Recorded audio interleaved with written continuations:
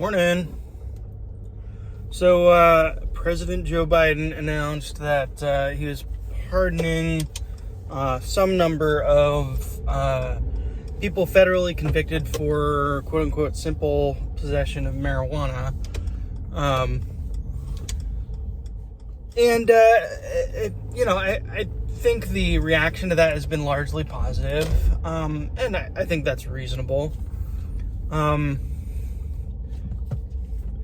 Generally, I would say most people in the country are coming around to the idea of marijuana being largely not a dangerous drug, and even objectively probably less dangerous than alcohol.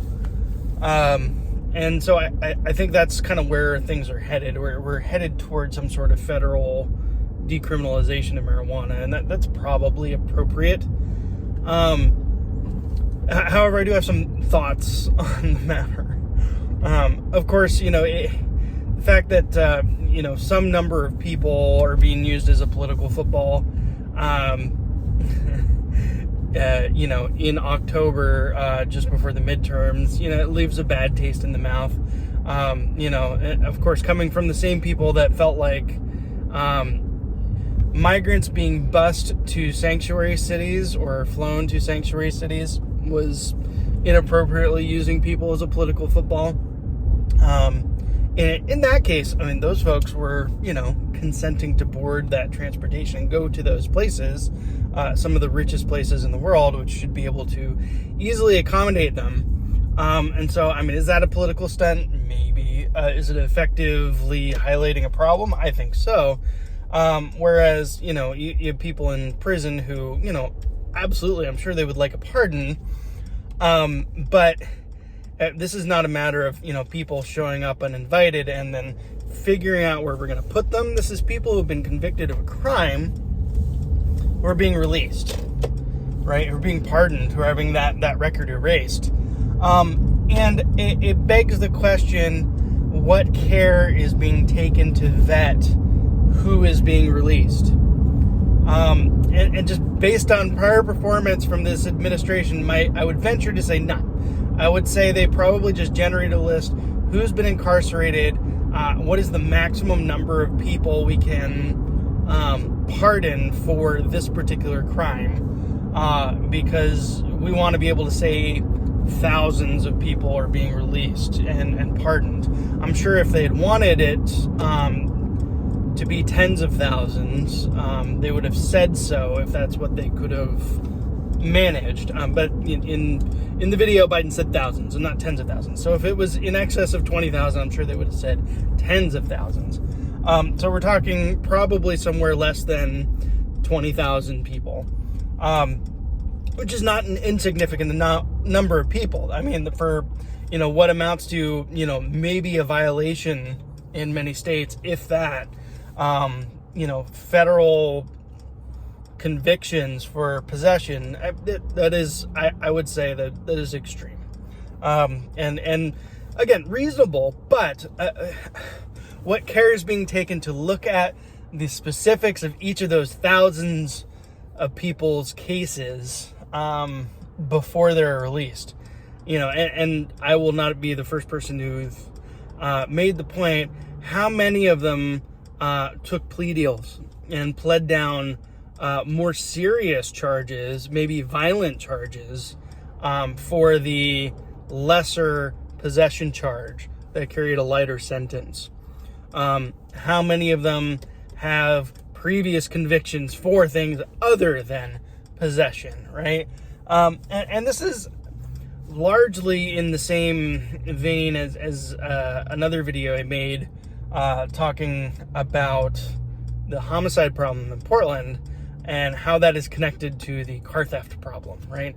And to be sure, just because someone smokes marijuana, and I know plenty of, hardworking, productive, wonderful people who partake, and merely because you indulge in that particular item does not necessarily follow that you are some kind of criminal and have some sort of criminal history we should be aware of. But again, these are people who have been charged federally for drug possession, and it begs the question why. And so I personally fully support these people being pardoned if some sort of care is taken to answer those very basic questions about who they are, why are they where they're at, do they really need to be pardoned, right? And what is the risk in,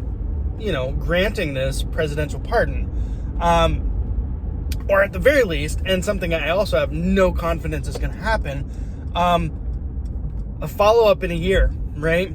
Is Biden or whoever is occupying his office a year from now going to be in front of the podium and is like, hey, so these thousands of people we pardoned, here's the percentage that ended up back in custody within a year. Here's the percentage of that ended up back in custody on violent offenses within a year. I doubt we'll get that kind of follow-up, but I would hazard to say a significant portion of them will, right?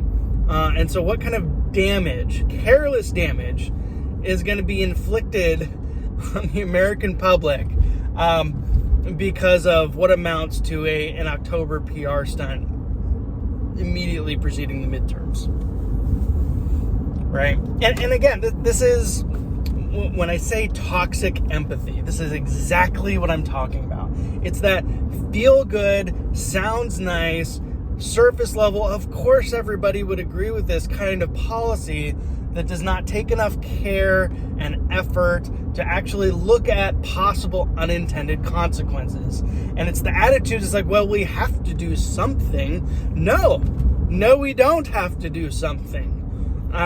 We could do something, and we might take a careful, measured, considered approach about how we do anything. But if we just do something because something needs to be done, we're going to do something, and something is going to happen. And that thing might be far worse than what we set out to accomplish.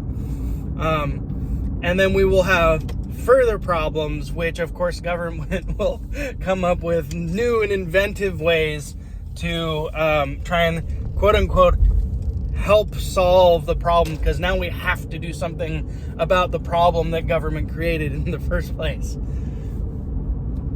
Anyway, shorter video, but that's my thoughts on the subject. Let me know what you think.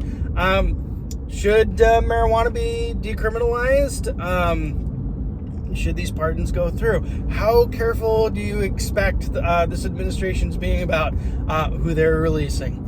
Drop a comment below. Let me know. Like the video if you like the content. Feel free to share it with anybody you think might be interested. Yeah, subscribe to the channel if you're enjoying the videos. It's been fun, inspiring, and uplifting as always. We'll see you on the next one.